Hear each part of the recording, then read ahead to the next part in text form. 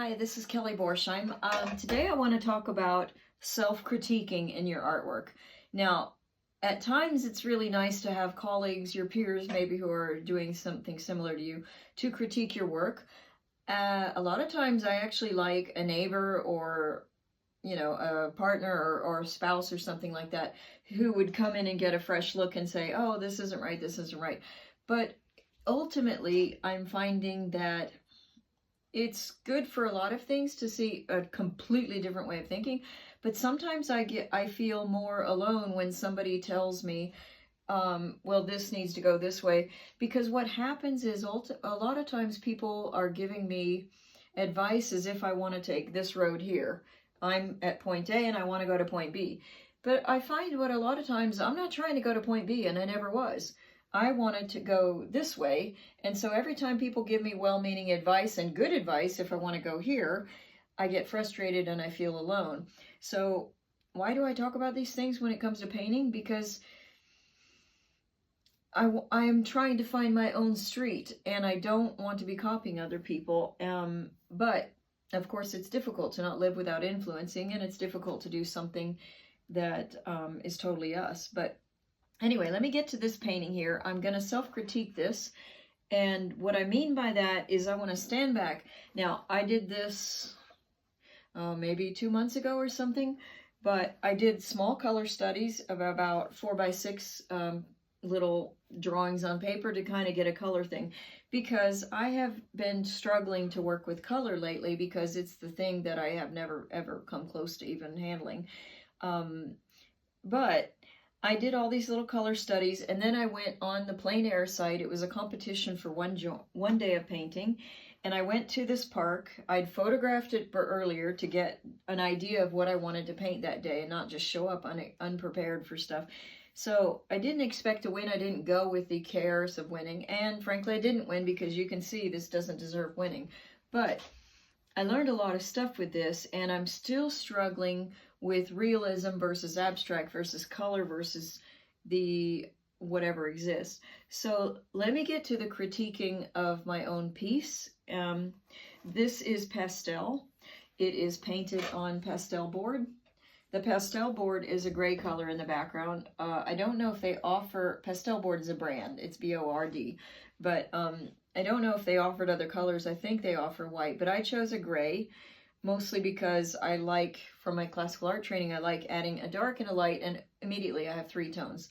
So anyway, I don't even think you can see the gray. I think eventually I covered this all with pastels. I started this scene of this little park here. I made the benches of the bright red color, okay? And the rest of it's all right. Now, one of the goals as I was painting, besides these bizarre extreme colors, was when I went there, it was after midnight. I was coming home from an exhibit I have going on in Vinci right now until November. And it was after midnight by the time I got to this little village, and I just ran around taking pictures. So I really loved the light as it fell on the night. There's a big street light here, there's a street light there, the moon was up there, and so I kind of wanted to work with these dark purples for the sky to show that it's night. Didn't really do a good job because these are way too much in focus, first of all, for a night scene. Okay, so anyway, what I want to get at is, one of the things I was attempting to do was I wanted you to note that these are different plants. You may not recognize that's an oleander bush or tree in this case, but hopefully you can tell the difference between these. These are olive trees in light, olive trees in shadow. This is a plant that's on the actual building in the background that's growing up on the wall there, but I don't know, can you tell the difference between that green and these greens here? This, I actually love this tree. It's a cypress tree, Italian cypress, what in the States we call the cemetery trees, or at least I did when I was a kid. I've got a wee bit of orange in there. I've got the purple and the green, the light and the dark side. I actually really love this part of the painting. Here I've got a palm tree coming in, which is a bit random. Doesn't seem Tuscan, but it's actually a lot in Tuscany. And this is another kind of tree. These are small salvia, sage bushes. To me, it wasn't important that you would necessarily recognize the trees. I just want your brain to see that's a different type of plant than this, than that, than this, than this. I feel like I succeeded with that. However, and then this little brick wall kind of thing, I think I did an okay job with the brick wall. I think that red that's right there is a smudge from something. This is a shadow that's being cast on the wall because the street light is out of the picture, but it's coming on there, lighting all the front of that building, making that darker in the background because it's behind there. I think in general, obviously you can see the shapes. You can recognize it as just a little park inside a little town. The colors are super bright. That's kind of what I intended. The light goes across here. Okay. In general, I got it. But to me, this painting looks like I had an artist with two brains made this painting. One is the realistic sort of top, and the other one is these extreme color weirdness things at the bottom. So you can see that I was struggling with trying to make this abstract kind of stuff that's not really my voice, and reverting back to the very thing that I told myself I didn't want to do at the beginning, and that was all this realism. So I never intended to have this kind of detail in here, this detail, the fence, stuff like that. So the things I like I said, I like the purple with the greens. I like the oranges being here. I like the general color, although it just doesn't work together. So what I want to do is, I just finished doing the free taster course of Find Your Joy with Louise Fletcher and her troupe of wonderful artists. And I spent a week doing these weird abstract things, and nothing was gorgeous. Nothing was beautiful. I mean, there are little parts. Oh, I like that little square inch. I like that. But it wasn't really the point to come up with a finished product. The point was to figure out what I like, what my voice is, and all this thing. So that's not an easy thing to do. It's not a fast process like any process is of learning who you are and what you like. It's easier to tell what you don't like than what you do.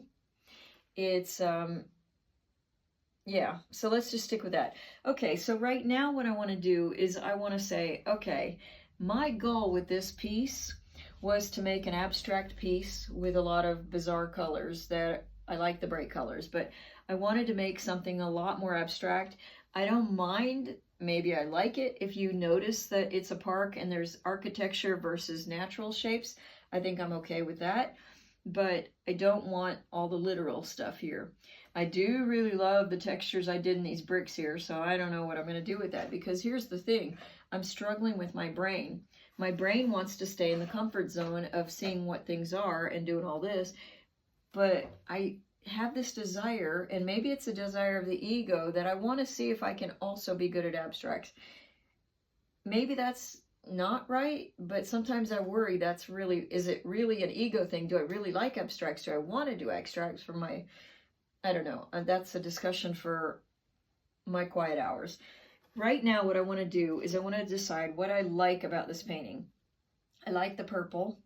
I like this shiny little nightlight peeking through the trees like this. I do like the realism I put in the olive trees here, but it's against the point that I was trying to get. So I'm going to leave all of this right here loose for the moment. I like the red benches. I like the blue that I put next to the red. So I'm going to leave all that. This I don't mind so much because it's kind of abstracted enough. So right now I'm going to change worst first, that you've heard me say a lot if you watch my videos. So the things I'm going to say right now is I want to get rid of this realism. And another thing compositionally I do not like is that I ended up putting this circle of the light green, the olive trees in light. I put that right in the center of the frame. So we call that sort of a movement killer, because your eye goes right to there. That's the high point of contrast with color and light there, and then your eye goes up. So boom, it stops right in the center. So I don't like that. The building here, I didn't ever intend to make it that specific and stuff, so I kind of don't care if you understand it's archaeology or architect, but I don't necessarily need you to go, oh yeah, 3 chimneys, 4 chimneys, and one behind, la la la. All right, so I'm going to do the bold movement. You ready? I'm going to say, let's just take this and smush it. I may not have enough pastels on here to do this, but my key goal is to erase it now, because I don't want the center of light in the middle. I'm going to pull this into the dark green with the turquoise and see if I can pull some of this light over here, okay? All right, so that's that. And I don't know if I want to get muddy colors, so I'm going to go ahead and clean off my arm here. I actually have baby wipes set aside. Maybe I should use one of those. I used these baby wipe type of things when I was doing street painting, because a lot of times I'd invite children to paint with me. Usually they would paint on the background of my drawings and stuff.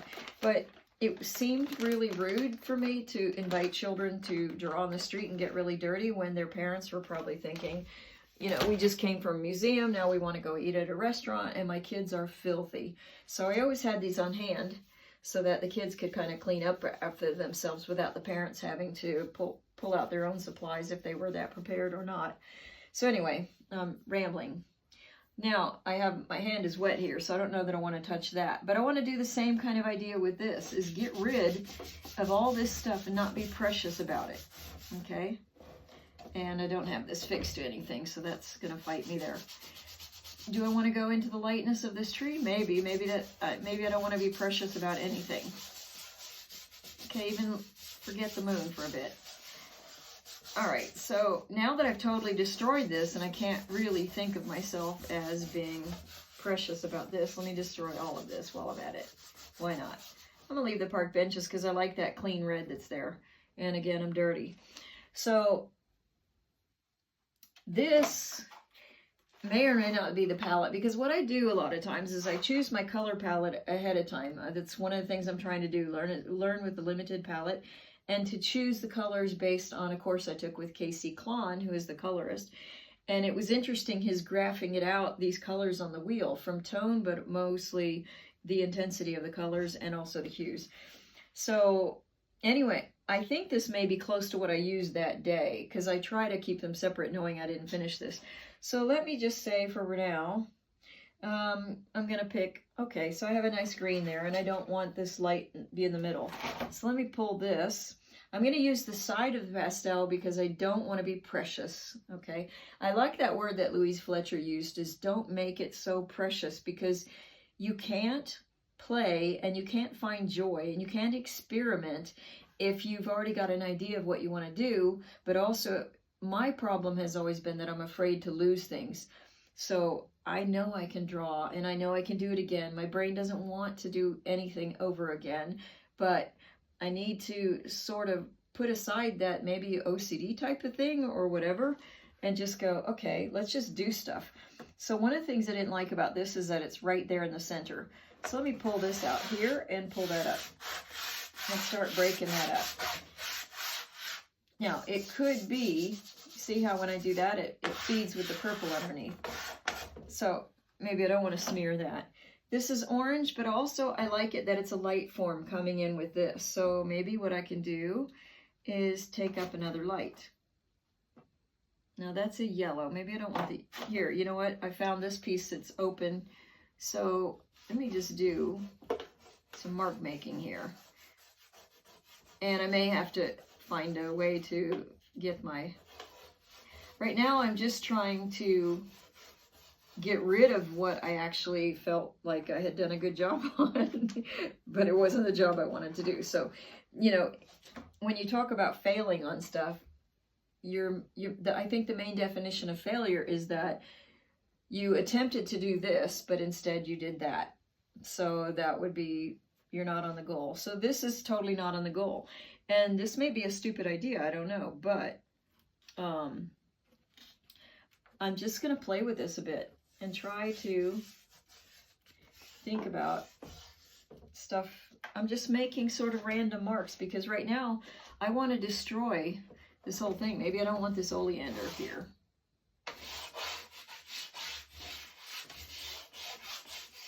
I do like this blue. And maybe I'll cut some of this up here.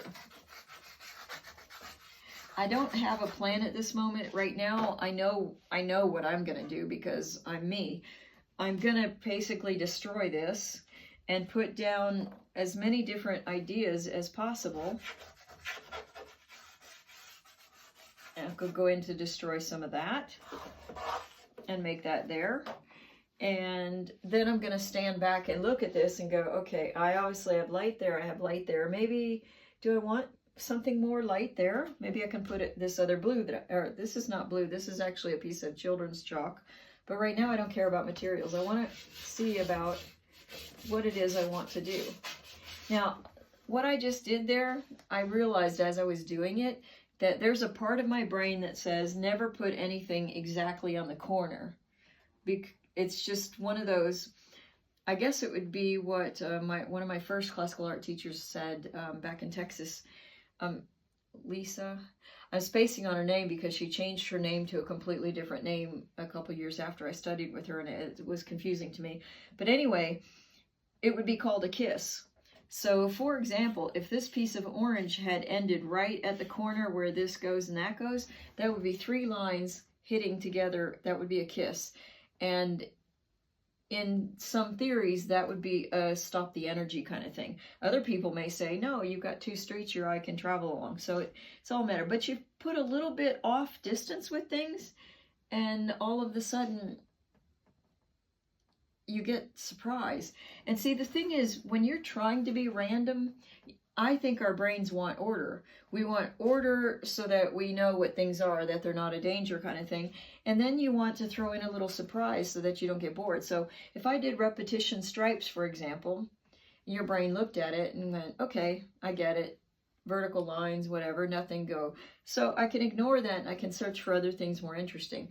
But if I throw in all these same stripes and then I put an orange spot there, your eye's going to go to that. You know, you go, okay, that's different. Okay. So you want the blend of surprise and distance.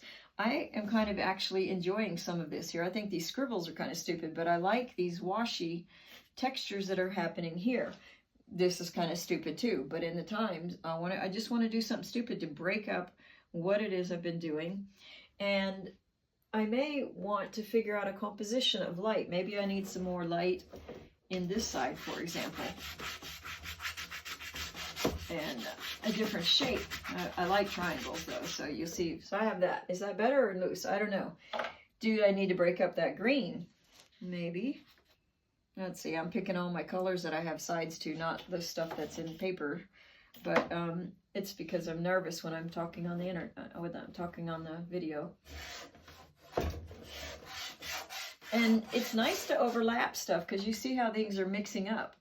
Do I want an M there? I don't know. Is it really that important? I don't know. I'm going to make it more solid here at some point. So at some point I'm starting to recognize, okay, now I've completely destroyed my piece. And it's okay because I was never going to do anything with it. But I did take a photo just to show myself later. But now, of course, the park benches are sticking out, but maybe they'll end up being just 3 vertical lines if I even keep them at all. This obviously now is the point that has become the worst in the composition because it's a thing that doesn't belong with the others, you know, like that little kid program from my youth, maybe your youth too. So there I go, destroying these things that I said I liked, but they just don't fit anymore. Do I like this kind of light color shape going into there? Maybe.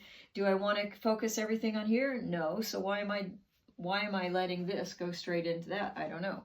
I need to step back and take a look. I do want something light in here. And light in what color? Oh, I don't know. Maybe I'll use some of this purple. And maybe I'll make it a waveform because I haven't used a waveform before. And I want to avoid the center section. And then what other color do I have? Oh, I have the teal. The teals with the violet. That much I like. So let's go maybe here. Look at how that zing, zing, zing, zing, zing. Okay. And maybe I'll put some more of that up here, but I don't want too much. Maybe I do. Maybe I want to break this up. Maybe that's just too much teal. I don't know. Maybe I need to put another slot there. It's funny because this teal I like, the darker stuff, but there's sort of this kind of a lighter color, like a turquoise color that a lot of people love turquoise, but for me it kind of, it has too much white in it. It's pasty color and I don't feel good health with that. So I have to be careful, but this I find juicy. So it's just a matter of what I'm feeling. But generally, I like this kind of thing as an accent color, but I wouldn't necessarily, let's see, that's too much like that. I wouldn't necessarily want it to be too much, because too much of it is just makes me ill health. So maybe I want to put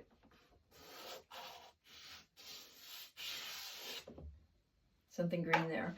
Okay, I'm going to end this video now because I just want to show you that artists have to play, we have to explore, we have to do different things a lot.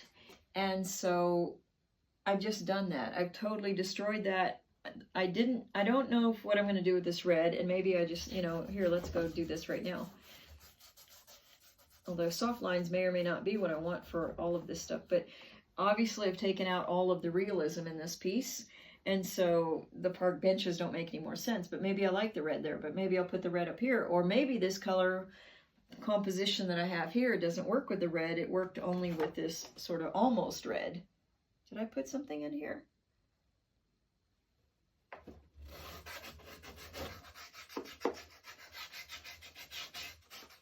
So it's kind of a pinky red. So this could be that this is my new color composition with a surprise of this bright orange. I don't know. I'm gonna see. Yeah, let's see how that goes. Destroy that red. This is kind of a cool little grouping of color. So what I'm gonna do is I'm probably gonna let this sit for a long time now. And this is why I like working at home, actually. I was actually talking to another artist that I met in Pisa, and I went there yesterday. And I like to have things sitting at the house because I won't be working on this. I have a lot of other projects to be working on. I've got a sculpture here I'm trying to finish and things like that. But as I walk past this room every day, my brain is going to say, I'm looking at that. I don't know what I'm going to do with it. But there will be one night when I wake up from sleeping, or maybe as I'm drifting off to sleep, or maybe in the middle of the night, where I'll go, there's something about this that I like, and I want to put a mark here. I may live with that for a long time. People ask me, how long does it take me to do a work of art? Well, I can't tell you that. I mean, besides the conception that goes on inside the head, but the fact is that I don't work consistently from beginning to end on a piece. I'm always moving, doing this, I go do a sculpture. I mean, now I'm not doing as much sculpture because of my back injury, but I'm getting back to that because in one way or another, I'm going to get back to that, even if I have to change how I work. But my point is, I'll do some of this, another activity. I have an oil painting I'm working on, and then this will be, oops, I got to not hunch up my shoulders in pain. So anyway, I'm going to live with this, sit with this, decide if I like it, what parts do I like, what parts do I really not like. The parts that I don't like, you can bet that when I come back to this, I'm going to get rid of the part that I don't like first, okay? But right now, I just did this weird thing. I don't know what I'm going to think about it. I mean, first of all, I'm standing here talking to you. I'm not really looking at this and studying it. But I'm going to see, and you should too. You should live with your things and see what you like, and pick out the parts that make you happy, and the parts that you don't like, they're not precious. Get rid of, paint over them. This is pastel on a pastel board, so I can spray fix it and give me some extra tooth to work with and keep going and going and going. But if this were a canvas and it was acrylic or oil, acrylic, of course, you can keep painting over and over forever and ever. If it was a watercolor, obviously you're going to have some problems with a transparent medium. With oil, I would have to wait a long time. If it was wet, I might let it sit for 3 weeks or something until it gets to be dry, and then I can come over and do some other stuff to that too. So anyway, it's a matter of lots of stuff. So I'm going to let you go for now, and thank you for watching. Leave your comments and questions, and if you like the video, like it, please. That helps me. And thank you. Show me your drawings in the comments if you want. I don't know if YouTube allows you to put a picture in, but this is self-critiquing of your art and trying to explore new things. Ciao. Ciao for now.